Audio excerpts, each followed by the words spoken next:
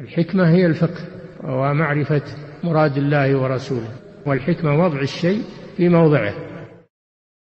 إن الحمد لله نحمده تعالى ونستعينه ونستغفره ونعوذ بالله من شرور أنفسنا وسيئات أعمالنا. من يهده الله فلا مضل له ومن يضلل فلا هادي له، وأشهد أن لا إله إلا الله وحده لا شريك له، وأشهد أن محمدا عبده ورسوله. يا أيها الناس اتقوا ربكم الذي خلقكم من نفس واحدة وخلق منها زوجها وبث منهما رجالا كثيرا ونساء، واتقوا الله الذي تساءلون به والأرحام إن الله كان عليكم رقيبا. يا أيها الذين آمنوا اتقوا الله وقولوا قولا سديدا يصلح لكم أعمالكم ويغفر لكم ذنوبكم، ومن يطع الله ورسوله فقد فاز فوزا عظيما. أما بعد، فإن أصدق الحديث كتاب الله، وخير الهدى هدى محمد عليه الصلاة والسلام، وشر الأمور محدثاتها، وكل محدثة بدعة، وكل بدعة ضلالة، وكل ضلالة في النار. أما بعد، عباد الله، إخواني في الله، أبنائي في دولة فلبين، وإخواني المسلمين،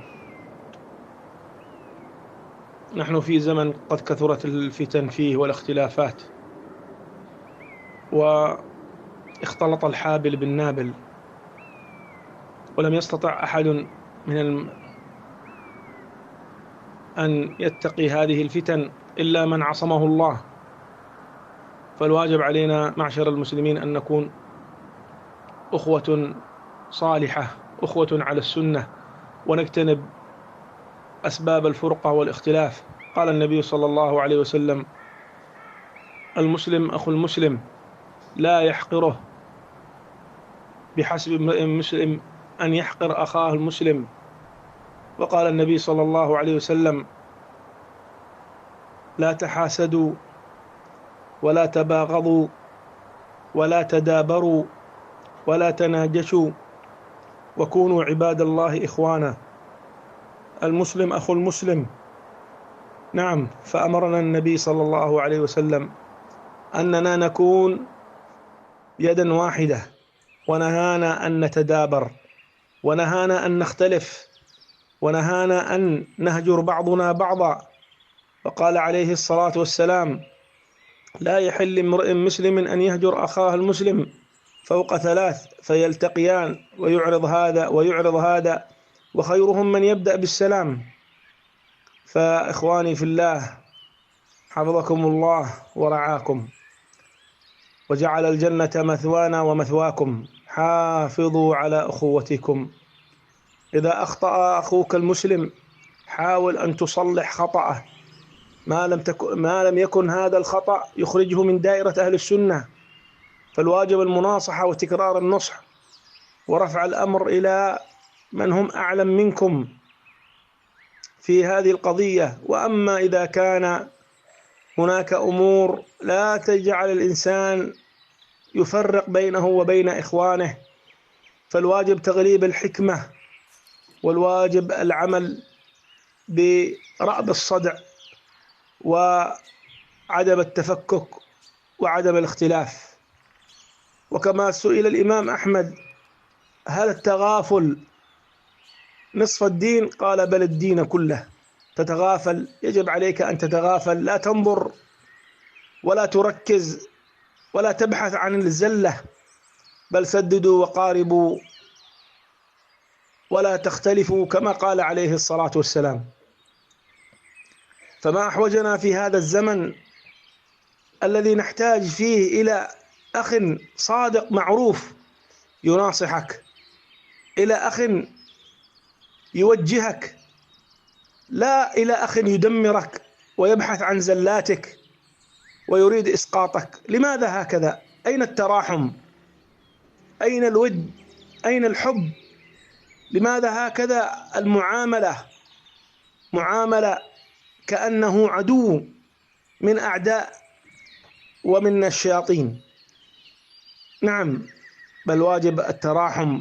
ارحم بعضنا بعضا، ارحم أخاك، لا تجعله يهوي إلى حفرة من حفر النار، بل حاول أنك تكسبه، حاول أن ترفعه، حاول بقدر الاستطاعة أن تلتمس له الأعذار. وكما قال بعض السلف: إذا رأيت من أخيك شيئا فالتمس له عذرا، فإن لم تجد عذر فقل لعل عذر لم أطلع عليه، وفي رواية 1000 عذرا، ثم تقول وتتهم نفسك لعل هناك عذر لم أطلع عليه. نعم. ولئن تبقى على سلامة صدرك بينك وبينه خير لك من أن تتهمه بمجرد التهم أو الأقاويل أو الإشاعات. نعم. فنحن في زمن غربة، وهذه الغربة كربة تواجهنا الحياة بقساوة من أمراض وابتلاءات، تواجهنا الحياة بقتل ودمار وحروب وفتن. ثبت في الصحيحين من حديث أبي هريرة أن النبي صلى الله عليه وسلم يقول: يكون في آخر الزمان يأتي الرجل إلى قبر أخيه فيقول يا ليتني مكانك. يأتي الرجل إلى قبر أخيه فيقول يا ليتني مكانك، لا من شيء ولكن من كثرة الفتن. نعم. فهكذا يجب علينا معشر المسلمين أن نتراحم. أهل السنة قليلون، ولا سيما وأنتم في بلادكم الذي أحاط بكم الكفار من كل جانب. فحافظوا على أخوتكم، وحافظوا على أسباب الأخوة، واجتنبوا أسباب الفرقة والاختلاف، فإنه شر. تراحموا عباد الله، تراحموا. يجب علينا أن نتراحم. والله فقدنا التراحم فيما بيننا، فقدنا التراحم فيما بيننا، ويأكل بعضنا بعضا، والله المستعان. وأهل البدع وأعداء الدين هجمة على السلفية ويلقبون بأشنع الألقاب، وبيننا نحن السلفيون نتقاطع ونتدابر ونتهاجر. تذكروا رابطة الأخوة، تذكروا الأخوة في الدين. انظر ماذا هجرت أخاك من أي شيء، هل من دنيا أم من أجل دين؟ كلها دنيا وحظوظ نفس. هذه الاختلافات الآن التي نراها في الساحة كلها حظوظ نفس للأسف، لا رفعت سنة ولا قمعت بها بدعة، والله المستعان.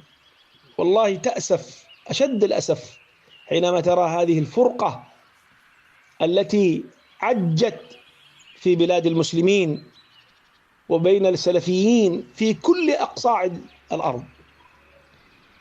نعم. فاقبل على طلب العلم، اقبل على طلب العلم واجتهد. فإن لم يتيسر لك العلم استمع للأشرطة، استمع للمواقع المعروفة التي تبث الدروس، ولله الحمد أصبح الدرس يبث إلى بيتك.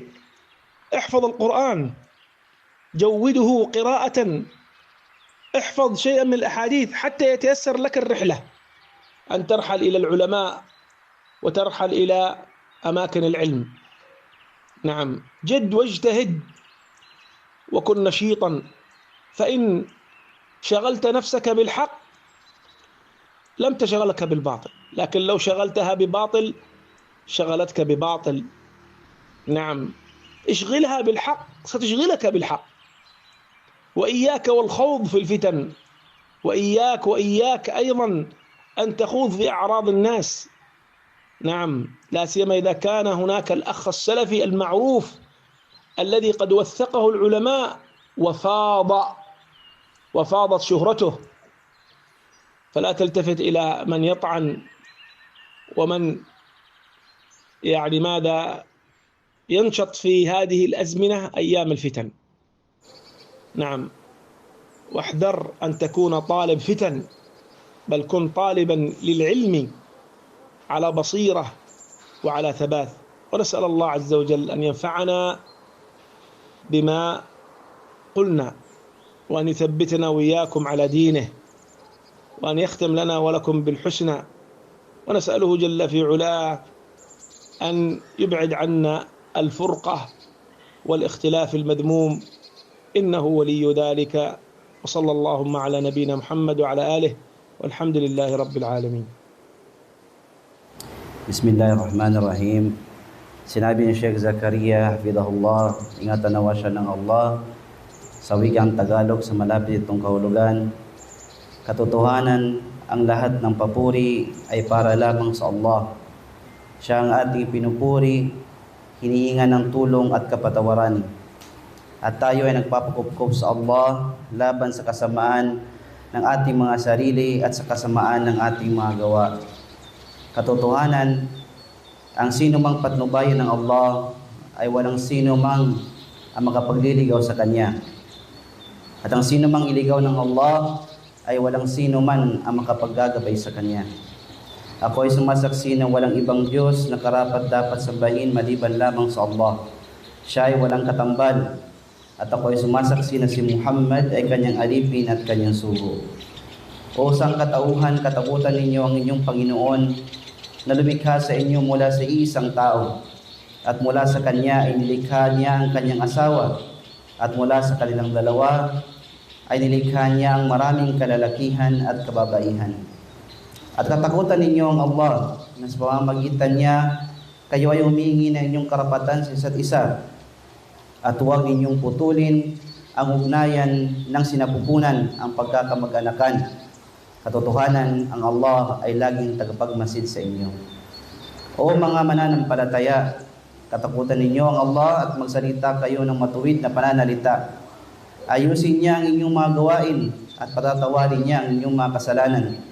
At ang sino mang sumunod sa Allah at sa Kanyang sugo ay tunay na nagkamit ng dakilang tagumpay. Tunay na ang pinakamakatotohanang salita ay ang aklat ng Allah. At ang pinakamainam na patnubay ay ang patnubay ni Propeta Muhammad sallallahu alaihi wasallam. Ang pinakamasama sa mga bagay-bagay ay ang mga makabagong imbento sa relihiyon. At ang lahat ng mga makabagong imbento sa relihiyon ay bid'ah. At ang lahat ng bid'ah ay pagkaligaw. At ang bawat pagkaligaw ay sa apoy. Mga kapatid ko sa pananampalatayang Islam, mga anak ko sa Pilipinas, at mga kapatid kong Muslim, tayo ay nabubuhay sa panahong laganap ang pagsubok at pagkakasalungatan. Nagkahalo na ang tama at mali, at walang makakaiwas sa mga fitna na ito maliban sa mga iningatan ng Allah subhanahu wa ta'ala. Kaya tungkulin nating mga Muslim na maging mga mabubuting magkakapatid. Mga magkakapatid na sumusunod sa sunnah at iwasan ang mga sanhi ng pagkakawatak-watak at hindi pagkakaunawaan. Sinabi ng Propeta Muhammad sallallahu alaihi wasallam, ang Muslim ay kapatid ng kapwa Muslim. Hindi niya ito minamaliit. Sapat ng kasalanan para sa isang Muslim ang maliitin ang kanyang kapwa Muslim.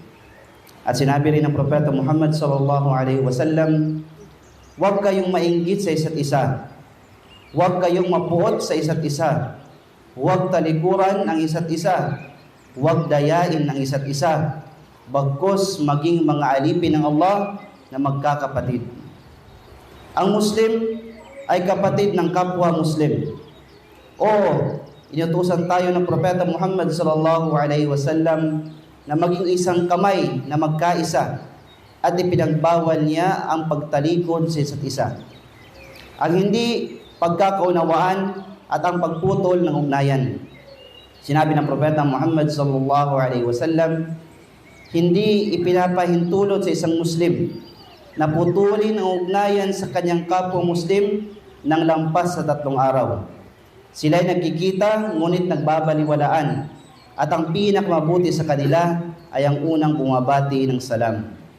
Kaya mga kapatid ko sa Allah, naway ingatan at pagpalain kayo ng Allah at naway gawin niya ang paraiso bilang ating hantungan. Ingatan ninyo ang inyong pagkakapatiran. Kapag nagkamali ang iyong kapatid na Muslim, sikapin mong ituwid ang kanyang pagkakamali hanggat hindi ito naglalabas sa kanya mula sa landas ng Ahlus Sunnah. Ang narapat ay payo, paulit-ulit na payo, at paglapit sa mga higit na may kaalaman sa mga ganitong usapin. At kung may mga bagay na hindi naman dahilan upang paghiwalayin ang isang tao at ang kanyang mga kapatid, ang nararapat ay manaig ang hikmah, karunungan, ayusin ang hidwaan at iwasan ang pagkakawatak-watak at pagtatalo. Tulad ng sinabi kay Imam Ahmad nang siya'y tanungin, ang taghaful, ang pagpapalampas sa kasalanan ng isang tao, ba ay kalahati ng relihiyon? Sumagot siya, si Imam Ahmad, hindi, kundi buong relihiyon. Narapat na palampasin mo, huwag mong tutukan, huwag mong hanapan ng mali, huwag mong saliksikin ang pagkukulang ng iyong kapatid, bagkus ituwid ninyo ang inyong mga sarili at lumapit sa isa't isa ng tapat at huwag magtalo, katulad ng sinabi ng Propeta Muhammad sallallahu alaihi wasallam. Gaano natin lubos na kailangan sa panahong ito ang isang tunay at tapat na kapatid. Kapatid na magpapayo sa iyo, nagagabay sa iyo, hindi ang kapatid na sisira sa iyo, hahanapin ang iyong pagkakamali at nais kang pabagsakin. Bakit ganito? Nasaan ang awa? Nasaan ang pagmamahal? Nasaan ang pagkalinga? Bakit ganito ang pakikitungo? Parang itinuturing na kaaway o parang mga demonyo. Bagkus, ang nararapat ay awa at habag. Maawa tayo sa isa't isa. Maawa ka sa iyong kapatid. Huwag mo siyang hayaang mahulog sa hukay ng apoy. Sa halip, sikapin mong iligtas siya, itaas siya, at hanggat maaari ay humanap ka ng dahilan para sa kanya. Tulad ng sinabi ng ilan sa mga salaf, kapag may nakita kang mali sa iyong kapatid, humanap ka ng dahilan para sa kanya. At kung wala kang makita, sabihin mo, marahil may dahilan siya na hindi ko alam. At sa iba pang salaysay, 1,000 dahilan. At pagkatapos ay sabihin mo sa iyong sarili, marahil may dahilan na hindi ko alam. At mas mabuti para sa iyo na manatiling malinis ang iyong dibdib kaysa akusahan siya batay lamang sa mga hinala, chismis o sabi-sabi. Tayo ay nasa panahon ng hurba, pagiging estranghero, at ang panahon na ito ay kurba, isang pagsubok na hinaharap tayo ng buhay sa hirap, sakit, pagpatay, pagkasira, digmaan at tukso. Naitala sa dalawang sahih mula sa hadith ni Abu Hurairah radhiyallahu anhu na sinabi ng Propeta Muhammad sallallahu alaihi wasallam, sa huling panahon, darating ang isang tao sa libingan ng kanyang kapatid at sasabihin niya, sana ako na lang ang nasa lugar mo, hindi dahil sa anumang bagay, kundi dahil sa dami ng mga pagsubok. Kaya narapat sa atin ng mga Muslim ang magkaroon ng awa sa isa't isa. Ang mga ahlus sunnah ay kakaunti, lalo na sa inyong bansa na napapaligiran ng mga hindi mananampalataya sa lahat ng panig. Kaya't ingatan ninyo ang inyong pagkakapatiran at pangalagaan ninyo ang sanhi ng pagkakapatiran at iwasan ang anumang dahilan ng pagkakahati-hati at pagtatalo, sapagkat ito ay masama. Magkaawaan kayo, mga alipin ng Allah. Magkaawaan. Tungkulin natin ang magkaawaan sa katotohanan na wala na sa atin ang awa sa isa't isa. Naging ganito na tayo, kumakain ng ilan sa atin sa isa't isa, at sa Allah lamang tayo humingi ng tulong. Ang mga tagasunod ng bid'ah at ang mga kaaway ng relihiyon ay umaatake sa mga salafiyya at binibigyan sila ng pinaka makasuklam-suklam na mga pangalan. At sa ating hanay, tayo ang mga salafiyon ay pinuputol ang ugnayan ng isa't isa, tumatalikod sa isa't isa at iniiwasan ang isa't isa. Alalahanin ninyo ang ugnayan ng pagkakapatiran sa pananampalatayang Islam. Alalahanin ang pagkakapatiran sa relihiyon. Tingnan, bakit mo tinatalikuran ang iyong kapatid? Para sa mundo ba o para sa relihiyon? Lahat ng ito ay para sa pansariling kapakinabangan at makamundong interes. Ang mga alita na nakikita natin ngayon sa mga lugar ng Muslim ay puro pansariling interes lamang. Sa kasamaang palad, walang sunnah na naipagmalaki at walang bid'ah na napigilan. At sa Allah lamang tayo humingi ng tulong. Sumpaman sa Allah, labis ang ating panghihinayang kapag nakikita natin ang pagkakawatak-watak na laganap sa mga bansa ng mga Muslim at sa mga Salafiyun sa lahat ng sulok ng mundo. Kaya magsikap ka sa pagsasaliksik ng kaalaman. Magpursige sa pag-aaral. Kung hindi mo makuha ang kaalaman ng personal, makinig sa mga leksyon, sa mga recording, makinig sa mga kilalang website na naglalathala ng mga aralin. Sa pamamagitan ng awa ng Allah, ang leksyon ay may papadala sa iyong tahanan. Magsaulo ng Quran, pagbutihin ang iyong tajwid sa pagbabasa nito. Magsaulo ng ilang mga ahadith hanggang sa magkaroon ka ng pagkakataong maglakbay sa mga scholar at sa mga lugar ng kaalaman. Magsikap at magpursige, maging masipag. Kapag ginawa mong abala ang iyong sarili sa katotohanan, hindi ka magiging abala sa kasinungalingan. Ngunit kung ginawa mong abala ang iyong sarili sa kasinungalingan, katiyakan magiging abala ka sa kasinungalingan. Punuin mo ng katotohanan ang iyong sarili at ito rin ang magpupuno sa iyo ng katotohanan. Iwasan mo at pakaiwasan mo ang pakikialam sa mga fitna at lalo na ang pakikialam sa karangalan ng ibang tao. Lalo na kung ito ay kapatid na Salafi na kilala at pinagkakatiwalaan ng mga scholar at may mabuting reputasyon. Huwag mong pansinin ang sino mang naninira o nagbabalak na sirain siya, lalo na sa panahong ito na puno ng mga fitna. At mag-ingat na huwag maging tagapagsaliksik ng fitna. Sa halip, maging tagapagsaliksik ng kaalaman ng may maliwanag na pangunawa at matibay na paninindigan. Hiniling natin sa Allah ng ating sinabi ay magdulot ng kapakinabangan at panatilihin tayong matatag sa kanyang relihiyon at pagkalooban tayo ng mabuting wakas at hinihiling natin sa Kanya na ilayo sa atin ang pagkakawatak-watak at ang kinamumuhian na pagtatalo. Tunay na Siya ang tagapamahala ng lahat ng bagay.